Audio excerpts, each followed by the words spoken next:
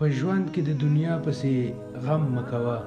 یو ځل پیغمبر صلی الله علیه وسلم وفرمایل که د دنیا الله تعالی ته د مچ د وزر په اندازه هم ارزښت لرلی نو الله تعالی به هر نافرمان کافر ته د یو ګیلاس د اوبو په اندازه هم نه وی ورکړي.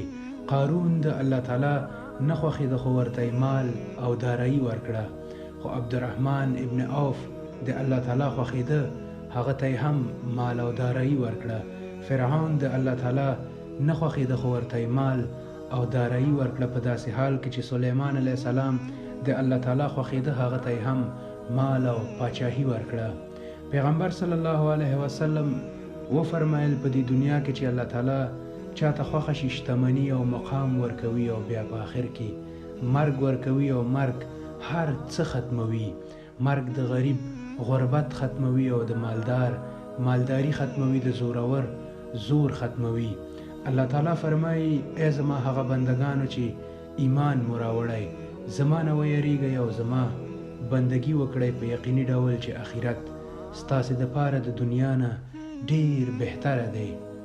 السلام علیکم.